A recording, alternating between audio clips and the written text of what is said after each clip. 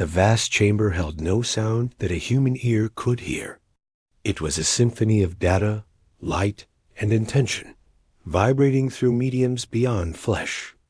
The galactic conclave was in session. Stars, rendered in cool holographic blue, spun in a silent dance above a circular platform where figures of various forms stood or floated.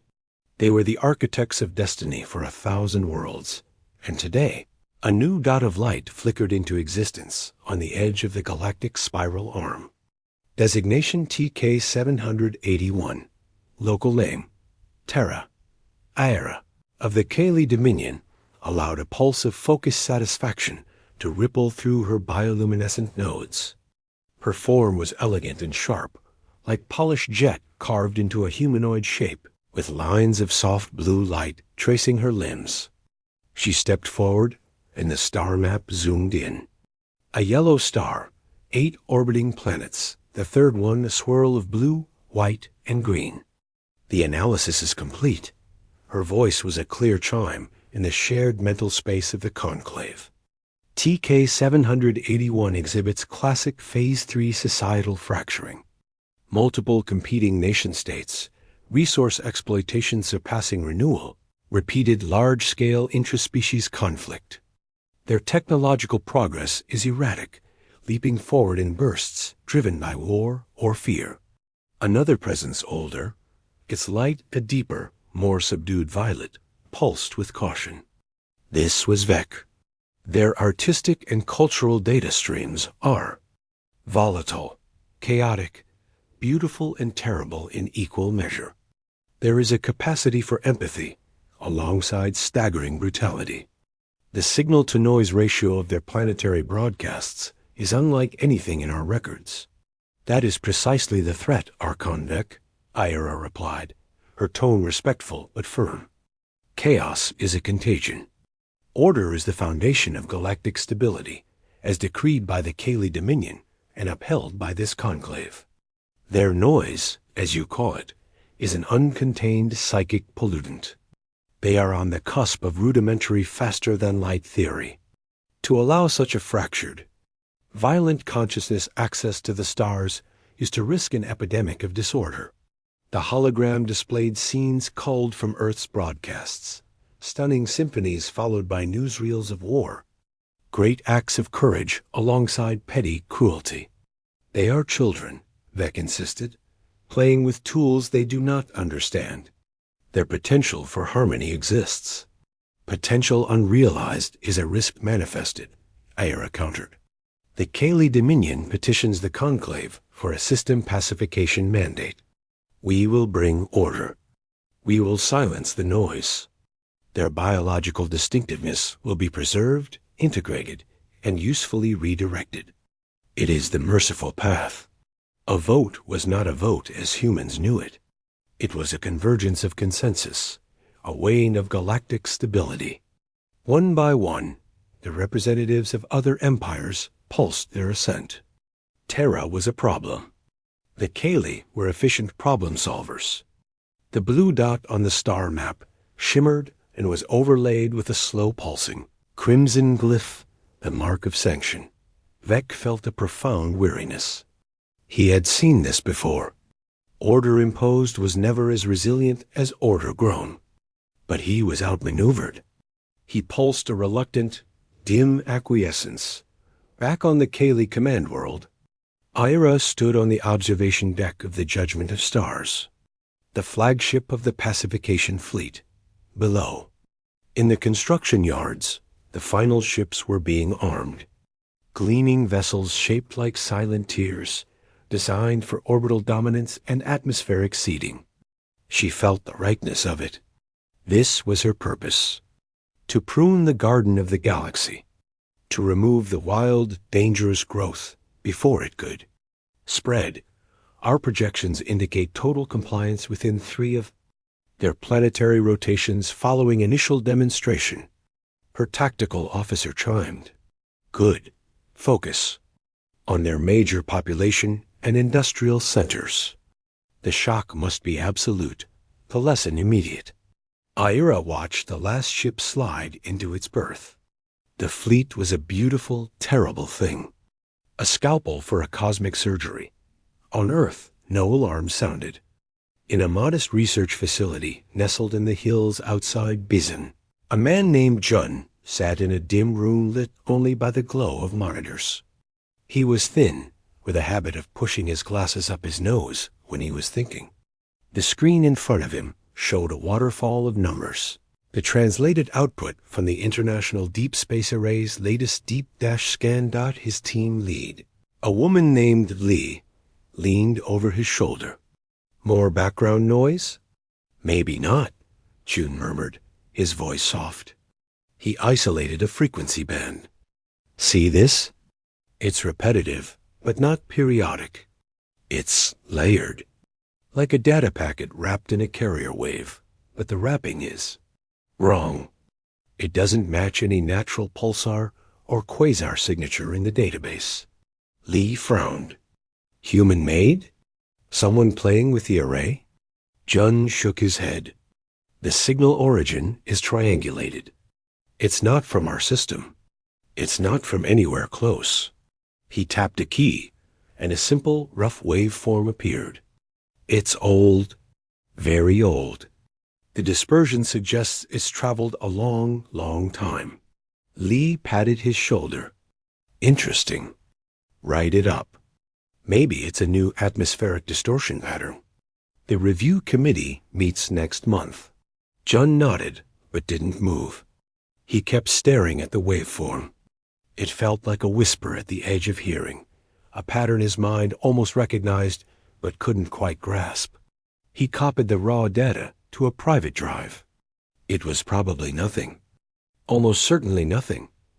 But he stayed late that night, running new filters above him. Unaware and unconcerned, humanity slept, fought, loved, and scrolled through their devices. Children looked at the stars and made wishes. Satellites beamed entertainment and financial data. The planet hummed with its own busy, chaotic life.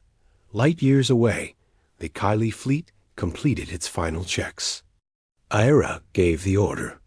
In a silent flash that bent the fabric of space, the judgment of stars and its 99 sister vessels vanished from their dock, embarking on the long, slow jump toward the Sol system. Their arrival was calculated, their targeting solutions preloaded. They came not with the fury of conquerors, but with the cold, clean purpose of gardeners arriving to uproot a weed dot in the Bizen facility. Chun's computer finished a processing cycle. A new visual representation of the mysterious signal appeared. It was no longer just a waveform. It had resolved, through Chun's clever algorithms, into a three-dimensional shape, a geometric lattice of stunning, impossible complexity. At its core was a simple, solid symbol, a 9-sided polygon enclosing a single dot. He had no idea what it was. He saved the image, labeled it Anomaly 781b, and shut down his terminal, yawning. He would look at it again tomorrow. 2 journeys were now underway. 1. A fleet of silent judgment, moving through the darkness between stars. The other, a single stubborn thought in the mind of a tired man, just beginning to question what he had found. The mark had been placed on the galaxy's map. The clock, unknown to anyone on the blue-green world below, had just begun to tick. The silence of the journey was absolute. Inside the sleek, organic curves of the Kaylee flagship Judgment of Stars, there was no rumble of engines, only a low, constant hum that was felt in the bones rather than heard. Aira stood on the command platform, her jet-black form reflected in the dark view screen that currently showed only the street, gray nothingness of faster-than-light travel. Her mind was calm, focused. She reviewed the planetary pacification protocols for the 10th time. Initial orbital display. Targeted energy bursts over unpopulated areas to demonstrate power. The transmission of the ultimatum in all major languages. Then, the systematic disabling of military and industrial infrastructure. Resistance was statistically unlikely, but if it occurred, it would be met with precise, overwhelming force. It was clean. It was orderly. On the lower decks, Archon Vec studied the same data with a different feeling. The cultural packets from TK-781, Terra, continued to baffle him. He watched moving pictures of humans. A drama where individuals sacrificed everything for love. A news report of others stealing food from the starving. A documentary showing them nursing injured animals back to health. A history file depicting horrors he could scarcely process. The contradiction was the noise Era despised. To Vec, it looked less like chaos and more like intensity. A terrifying, vibrant intensity. He feared what would happen when that intensity was cornered. But the order was given. The fleet was committed. Weeks of ship time passed. The Sol system grew from a distant point of light to a recognizable star cluster on the scopes. Dropped to sublight in 10 cycles, the navigation officer chimed. Ira felt a pulse of anticipation. This was her moment. On Earth, in Bison, it was raining. Jun sat in the same dim room, but it was no longer quiet. Monitors buzzed with urgency. The anomaly, 781b, had consumed him. He had shared it with a small, trusted circle. Lee, his team lead. Hannah, a brilliant and fast-talking signals technician. And a few others from the overnight shift. They had run it through every decryption and pattern recognition algorithm they had, from military-grade code breakers to public domain linguistics software. Nothing cracked it. It just was. It's a tag, Hannah said finally, one evening, chewing on the end of her pen. She pointed at the central symbol, the 9-sided polygon with a dot. It's not a message. It's a label, like a barcode, or a maker's mark on a piece of pottery. Jun blinked. A maker's mark? For a planet? Maybe not the planet, Lee said, her voice thoughtful. She had brought them all coffee. Maybe for what's on it. The idea hung in the air, absurd and chilling. Jun had cross-referenced the symbol with every archaeological and historical database he could access. No match. It was utterly alien, yet it had been aimed, it seemed, right at their region of space. A beacon? A warning? A do not enter sign they couldn't read? Their funding was low. Their superiors were interested but skeptical, talking about satellite debris or a new type of magnetospheric echo. The IDSA was a listening post, not a first contact agency. The work was shelved, labeled ongoing analysis. Jun was told to focus on his primary duty, tracking near-Earth asteroids. He tried. But at night, on his own computer, he kept looking at the symbol. He felt, in his gut, that Hannah was right. It was a tag. And someone had put it there. The Kaylee fleet emerged from faster than light, travel with a silent burst of distorted space-time. 100 ships materialized in the dark beyond the orbit of the gas giant humans called Neptune. Their arrival was noted by exactly 3 human deep space tracking stations, including the IDSA. The data was so extraordinary it was initially dismissed as a massive sensor glitch. Era watched the pale blue dot of Terra grow in the main view screen, now a real place. Full sensor sweep. Map all population centers, energy signatures, communication networks. Data began to flood the bridge. It is as the scans showed, her tactical officer reported. Primitive fission and fusion reactions. Crude orbital debris. Their planetary network is a screaming cascade of uncontrolled data. Prepare the ultimatum packet, Ira ordered. We move to geosynchronous orbit in 3 cycles. Begin the display. On Earth, the glitch became a confirmed anomaly. Then the anomaly became a fleet. Panic, slow at first, then explosive, rippled through the global scientific and military community. The objects were huge. They were moving fast, in a perfect formation that defied known physics. They were coming inward. John was called back to the IDSA control room in the middle of the night. The place was in controlled chaos. Military liaisons in uniform stood next to pale-faced scientists. Lee was at the main console, her voice tight. "They've passed Saturn's orbit. No response to our hails on any frequency. They are just coming." Hannah pulled up the radar imaging. 100 vessels. Mass readings are off the scale.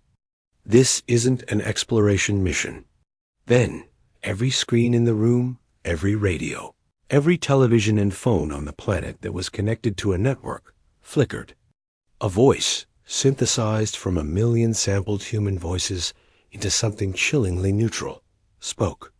It was in Mandarin, English, Spanish, Arabic, Russian, Hindi, every language at once. A cacophony of cool, translated threat. "People of Terra, you are a fractured and disruptive consciousness. Your chaos threatens the greater galactic order. You will be pacified. Do not resist. Your leaders have one of your planetary rotations to surrender global authority to the Kali Dominion. Resistance will be met with targeted orbital elimination of population centers. This is mercy. This is order." The message repeated. Then, as a demonstration, a bolt of silent, crimson energy lanced down from the lead ship, which was now visible as a dark sliver in the sky over the daylight side of Earth. It struck the uninhabited peak of a mountain in the Antarctic. From the EDSA satellites, they watched as the mountaintop simply vaporized, leaving a smooth, glassy crater. The world held its breath. Then screamed Jun stood, frozen, watching the news feeds of global panic. The ultimatum scroll was on his own monitor. He felt a cold, hollow terror. This was it. The end of everything. His eyes drifted from the news to his own secondary monitor, which still displayed the mysterious signal, the geometric lattice, the 9-sided polygon. A maker's mark. A crazy, impossible idea sparked in his mind. It was not hope. It was desperation. "Lee?" he said, his voice barely a whisper. She didn't hear him over the din. "Lee!" He shouted. She turned, her face ashen. "The signal," John said, pointing. "The one we couldn't read. We've been trying to decode a message. But what if it's not a message to us?" Hannah understood first. Her eyes went wide. "You think it's a signature? A property of Sticker? What are you talking about?" A military liaison barked. John ignored him, his hands flying over his keyboard. "We've been broadcasting hello, and we come in peace at them. They don't care. They see us as noise. What if we broadcast this? What if we show them we have this?" "It's a picture, John," Lee said, her voice thick with despair. "A doodle from the dark. It won't stop kinetic strikes. We have 23 hours until their deadline." Hannah shot back. "What else are we going to do? Argue with them?" John was already rooting the signal file. "The IDSA transmitter. It's the most powerful focused array on the planet. We can beam it right at them. On a loop. On every frequency the signal itself occupies." "It's a waste of power," the liaison said. "We need comms for coordination." "Coordination for what?" John yelled, a rare burst of anger breaking through his fear. "To decide which city dies first? This is all we have that isn't us.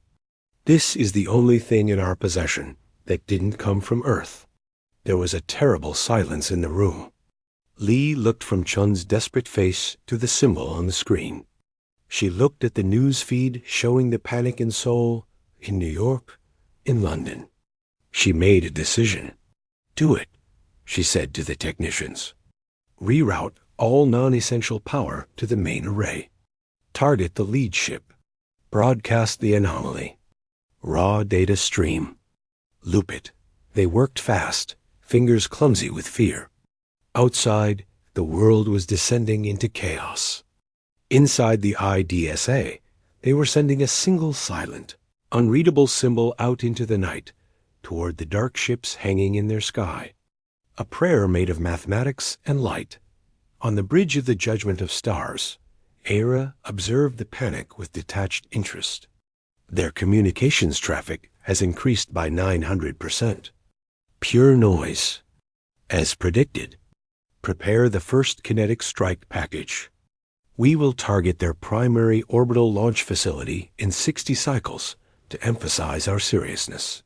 Archon, a sensor officer chimed, a note of confusion in its tone. We are receiving a new narrow beam transmission from the planet's surface. It is not a language. It is a repeated data pattern. Very old. Very simple structure. Era waved a dismissive hand. More noise. A final, childish attempt at communication. Ignore it. Proceed with the strike package. But Vec, standing at his secondary station, felt a cold jolt. Wait, he pulsed. He requested the data packet. It appeared on his screen. The geometric lattice. The 9-sided polygon. He knew it. Not from memory, but from something deeper. A racial memory. A warning buried in the oldest archives of the Kylie. Archives so old they were taught as myth, not history. His internal systems, linked to the ship's ancient cultural database, began to scream with silent, urgent priority alerts. Crimson glyphs, far more alarming than the mark they had placed on Terra, flashed across his vision. Belay that order. The pulse from Vec was so. The silence on the bridge of the Judgment of Stars was not peaceful. It was the silence of a screen trapped in ice. Every single Kaylee officer stood frozen, their internal communications a storm of terrified, encrypted pulses. The main view screen was split. On one side, the blue and white curve of Terra, deceptively calm. On the other, the stark, archival glyph and the scrolling text of the law so ancient, it was less legislation and more a fundamental law of nature, like gravity or entropy. Ira stared at the symbol, the 9-sided polygon with its central dot. It was clean, simple, and it held more power than her entire fleet. Her mind, so finely tuned for order and control, recoiled from the implications. This is an error, she pulsed, her signal weak, fraying at the edges. Pattern match coincidence. Run the verification again. Vec's response was a torrent of data, pulled from the deepest cultural archives.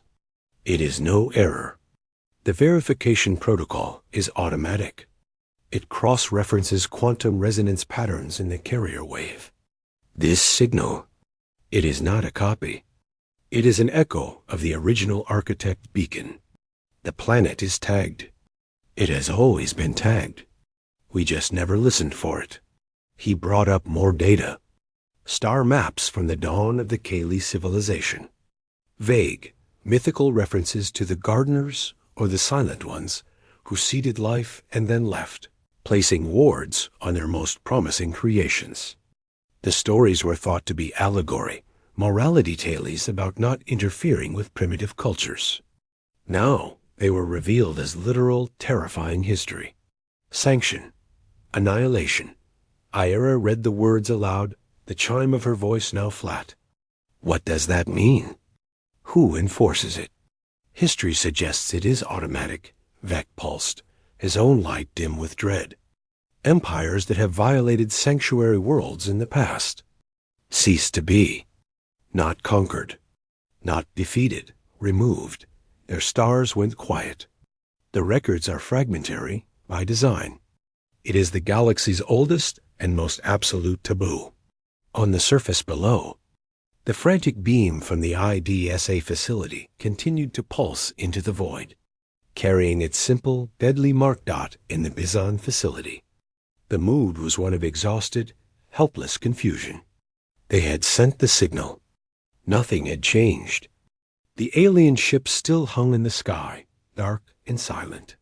The global countdown to surrender or annihilation continued to tick down Chun had not moved from his station for hours. His eyes were raw from staring at monitors. Hana was pacing, a bundle of nervous energy with nowhere to go. Lee was on a continuous video call with a fractured global crisis committee, her voice growing hoarser by the minute. "Maybe we got the frequency wrong," Hana muttered. "Not for the first time." "It's not a radio show, Hana," Chun replied softly. "They received it. They just don't care." His grand, desperate idea was collapsing into ash. The symbol was meaningless. They were going to die over a piece of cosmic graffiti. Then, a junior technician at a radar console stiffened. "Ma'am? Lee, ma'am?" Lee put the crisis committee on hold. "What is it?" "The lead vessel. Its energy signature. It's changing, fluctuating wildly." The technician's voice shook. "And the targeting scanners they had locked on our orbital platforms. They're disengaging. All of them." On the main screen, the data was clear. The menacing crimson energy profiles of the Kaylee weapon systems were shifting to a soft, neutral blue. Then, one by one, they were powering down entirely. New energy readings appeared, not weapons, but massive shield generators. The entire fleet was activating its most powerful defensive screens, not facing outward into space, but oriented toward the planet, as if bracing for an impact from below. "What are they doing?" Hana whispered. A new signal arrived. It was not the omnipresent, terrifying ultimatum. It was a tight beam, direct to the IDSA and other major observatories. It contained no language. It was a request for a secure communication protocol, accompanied by a complex digital key. Lee looked at Chun. "They're talking, but not to everyone. Just to us." Chun felt a chill that had nothing to do with the room's temperature. "They're not talking to humanity. They're talking to the people who broadcast that."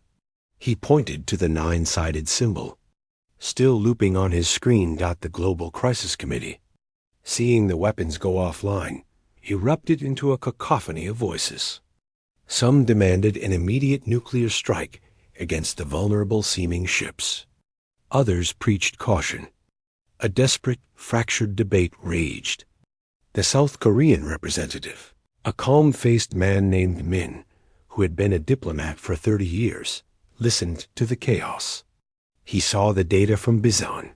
The aliens had stopped their attack because of a signal from his country's facility. That gave him a thread of authority, thin but real. "Silence," Min said, his voice quiet but firm over the secure line. "The initiative has shifted. They have responded to a specific action. We will follow that thread. The IDSA facility will open a channel. We will listen." Back on the Kaylee bridge, Era was grappling with a reality she could not command. Her purpose, her mission, her very understanding of the galaxy was shattered. She was no longer a pacifier. She was a trespasser on sacred ground. "We must withdraw," Vec urged, his pulses urgent. "Immediately. Every moment we remain in this system is an existential risk to our entire species." Withdraw and say what? Ira's pulse was sharp with a new fear, the fear of failure, of returning home to confess she had almost triggered a galactic extinction event. "We must communicate. We must understand what they understand." She gestured to the planet. "They have the seal. They broadcast it. Do they know what it means?" A channel was opened.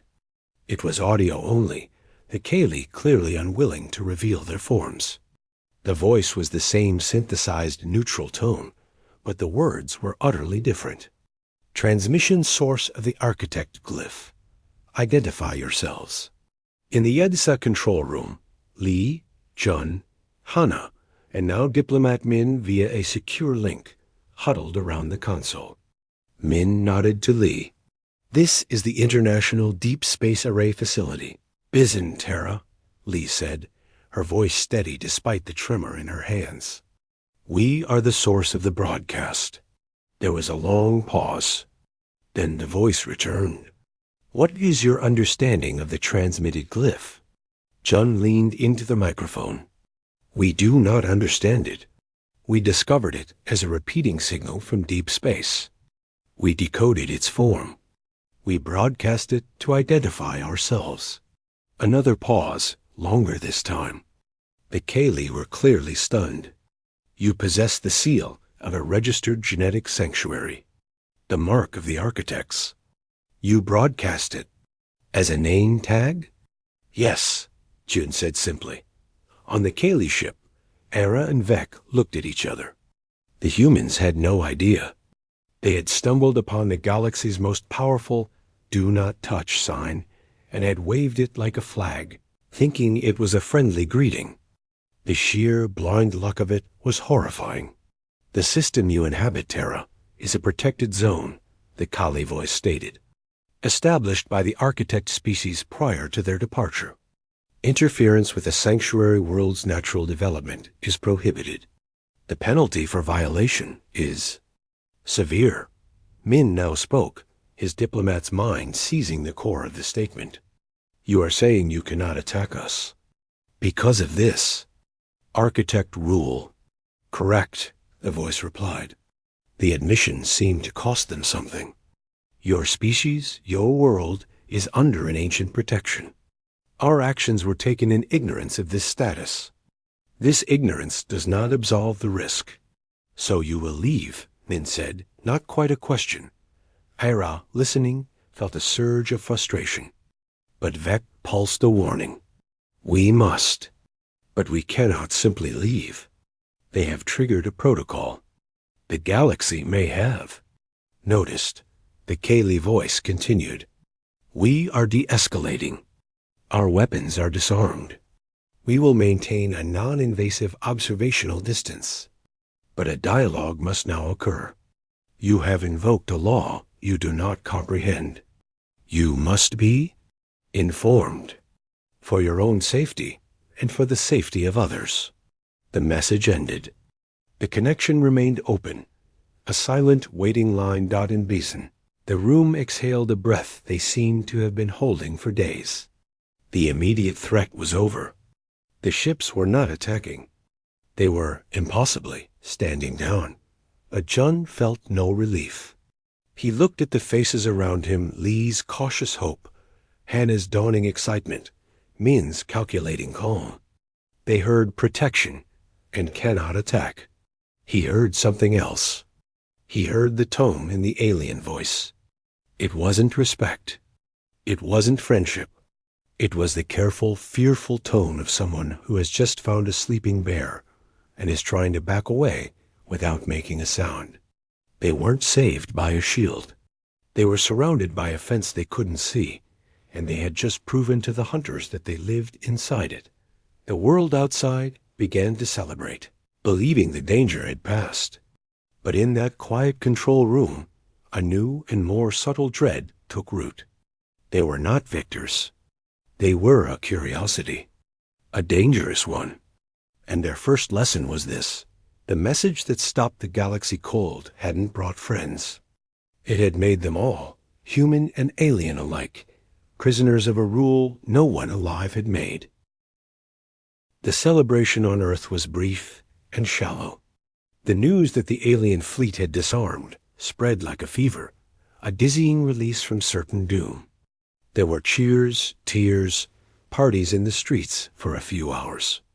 But as the adrenaline faded, a cold, confused silence settled in. The ships were still there, 100 dark slivers against the day and night sky, visible even without telescopes now, holding a perfect, motionless geosynchronous ring around the planet. They were not leaving. They were just waiting. In the ESA facility, the small team had become the center of a bewildered universe. Chun, Lee, Hana, and diplomat Min now sat in a secure briefing room, facing a wall-sized screen. On it was the same neutral, synthesized voice identifier, but now with a simple, shifting geometric pattern that represented the Kaylee speaker Archon Vec. Aira was present but silent. a shadow in their communications. You must understand the history, Vex's translated voice began. It was a lecture, not a conversation. The architects were not a single empire like ours. They were gardeners. They shaped stellar nurseries, guided evolution, and seeded the potential for intelligence on countless worlds. Their goal was not uniformity, but a galaxy of unique, robust forms of consciousness. Data streams accompanied his words.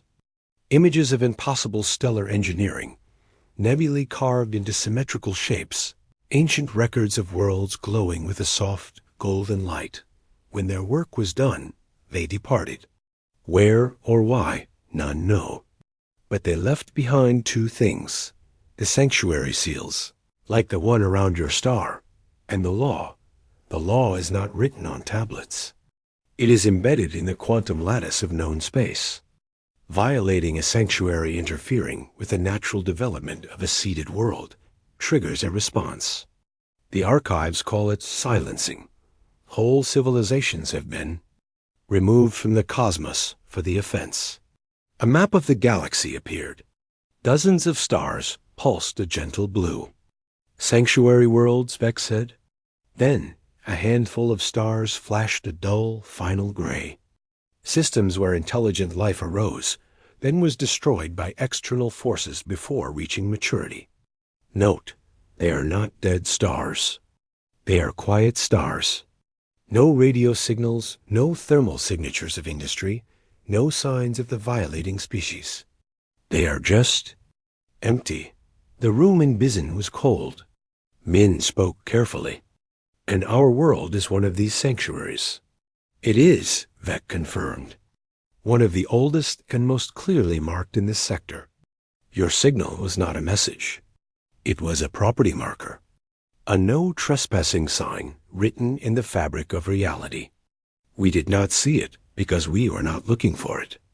And because your own electromagnetic noise, your radio, your television, your digital chatter, it drowned out the quiet, permanent whisper of the seal. Jun finally spoke, his voice quiet. You said natural development. What does that mean? We have wars. We have pollution. We almost destroyed ourselves many times. Is that natural? For the first time, Ira's voice cut in, a sharper, colder chime. Your chaos is precisely the point. The architects did not desire peaceful, orderly plants. They desired resilient ones. Your history of conflict, your capacity for both creation and destruction, your ability to adapt and overcome. This is not a flaw to the old law. It is the desired outcome. It is proof the garden is growing wild. Interfering to prune or order, it is the violation. The irony was bitter. The very thing that marked humanity for destruction in the Kali's eyes was what made it precious under an older, greater law. So you cannot touch us, Lee stated. We cannot, Vex said. Nor can any other spacefaring species who knows the law. To do so would be suicide. Your protection is absolute. Hannah, who had been leaning forward, frowning, asked the next question. Then why are you still here? If you can't do anything, why not just leave? The geometric pattern on the screen shifted, a sign of what might have been unease. Because you broadcast the seal, Vex said. You have, unintentionally, sent up a flare. A very specific, very old flare. Our arrival and your response will have been noted. Noted by who? Min asked. By the custodians, Ira answered flatly. The silent guardians left by the architects. They are not a species. They are a function. Like an immune system for the galaxy. They sleep until the law is challenged. Your broadcast, following our threat, is a challenge. A call that the sanctuary's integrity was tested. A new image appeared. It was not a star map, but a waveform, similar to Chun's original signal, but infinitely more complex. It was coming from a source beyond the Kali fleet, from deep in the Oort cloud at the solar system's edge. It was a response. This signal arrived 6 hours ago, Vex said. It is an acknowledgement, a receipt. The custodians are now aware of the violation and of your active status. Jun felt the blood drain from his face. What happens now? We do not know, Vec admitted. There are no records of this scenario. No one has ever triggered the seal defensively before. Most protected worlds are discovered long before they develop radio. They are quietly catalogued and avoided. You shouted your protected status at your would-be invaders. You have forced interaction between a mature, chaotic sanctuary species and the rest of the galaxy under the full gaze of the law's enforcers. The weight of it pressed down on the room. They hadn't won a reprieve. They had kicked a hornet's nest no one knew was there. Your recommendation?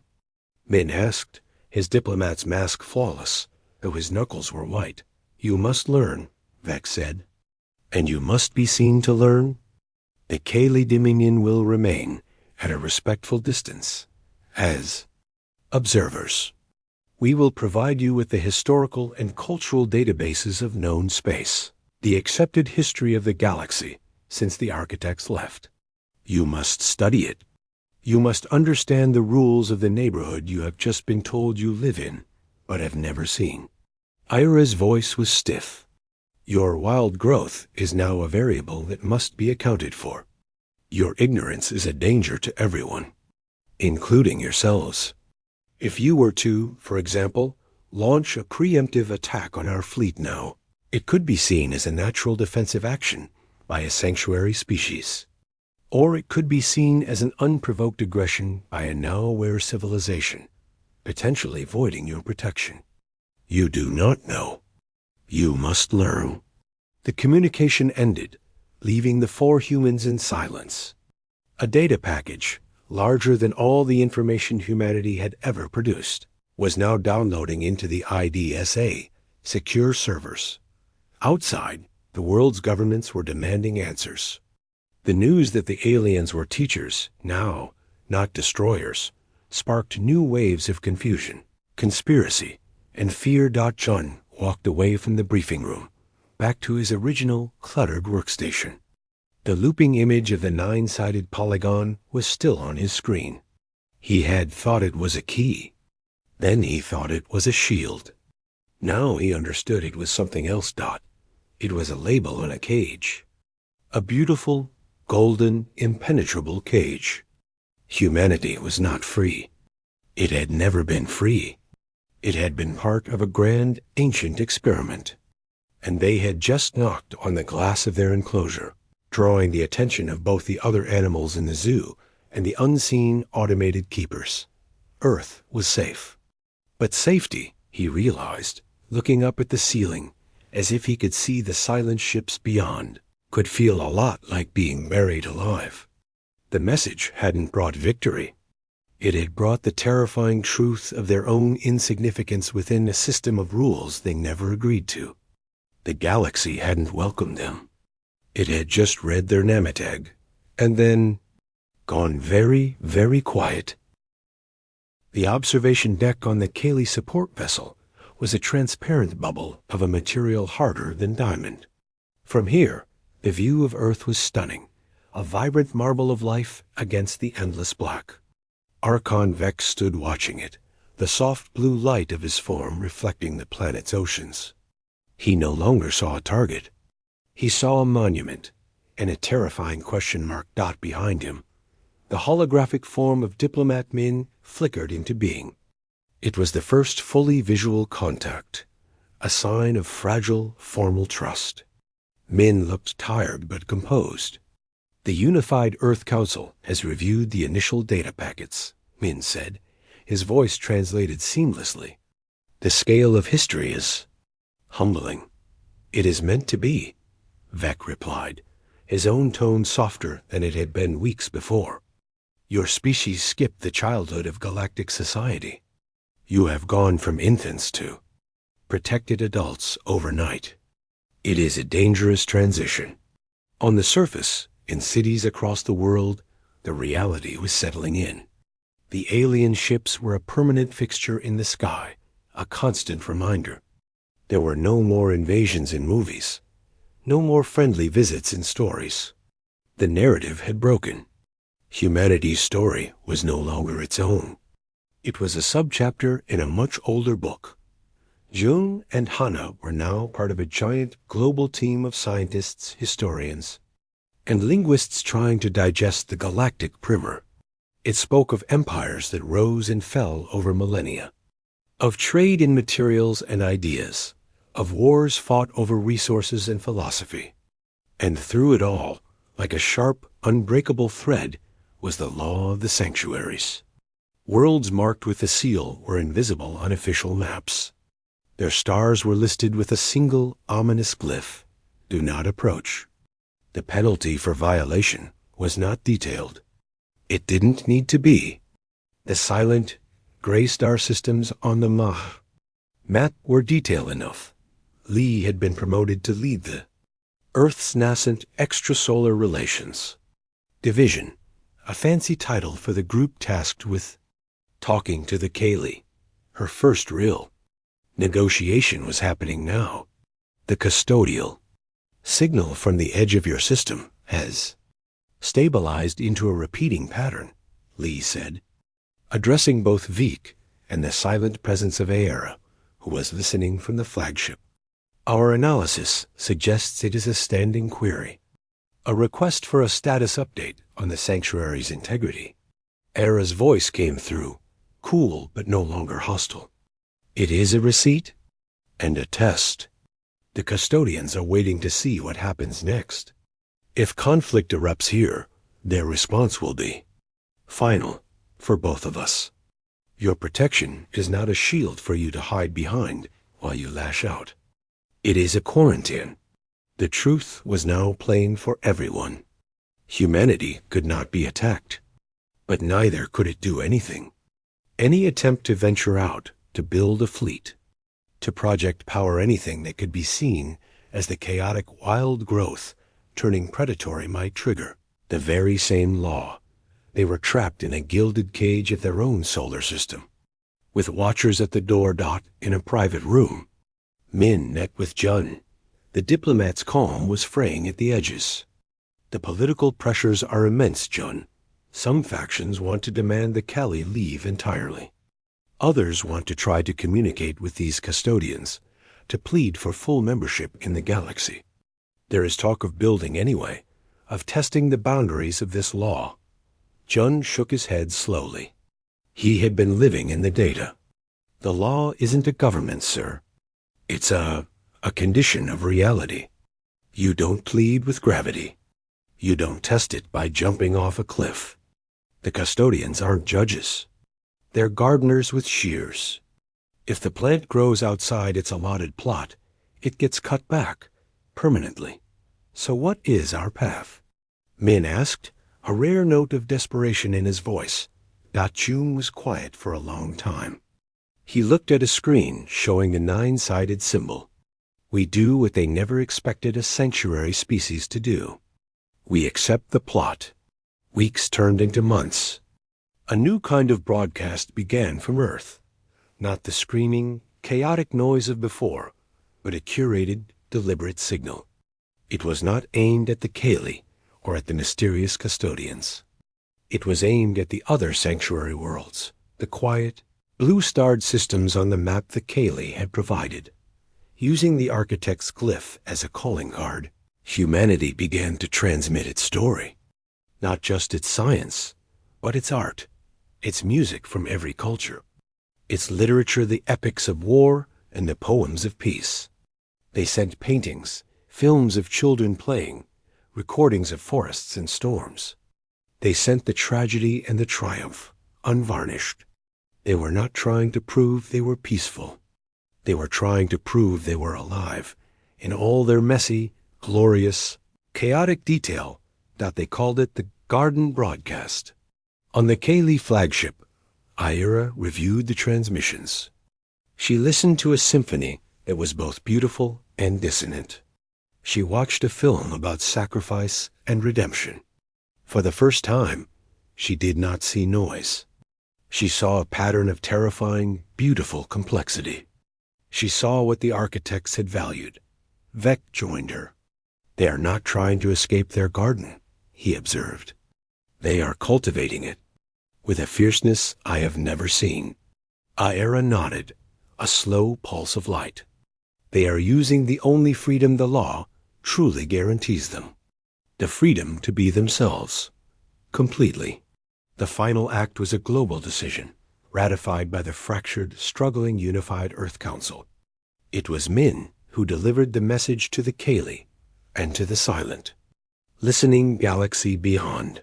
"People of Terra," he said. His image beamed to the Kaylee and encoded into the garden broadcast. "Have chosen to acknowledge the architect's law. We will not seek to breach the boundaries of our sanctuary. We will turn our energy inward to heal our world, to understand ourselves. We invite any who wish to hear our story to listen. We will not be a silent blue star on your maps. We will be a song you can hear if you choose to listen for it. This is not surrender. This is a declaration of existence on our own terms." There was no grand reply. The Kaylee fleet, after a year in orbit, slowly powered up their drives. They were leaving, not in defeat, but in profound, newfound respect. As they turned to depart, a final, simple signal came from Aera's ship, directed at the ID's A. It was not a Kaylee signal. It was a pure, clean copy of the architect's glyph, and beside it, a new, simpler shape, a single open circle. A symbol the Kaylee had no record of. It was, they realized, a human symbol. A 0. A beginning dot in his lab. John received it. He understood. It was an acknowledgement. The story of Earth was no longer just a file in the architect's archive. It was being written again, by its own hand. The ships vanished. The sky was empty of threats. But it was not empty. The custodial signal from the edge of the system shifted one last time from a query to a steady, low hum.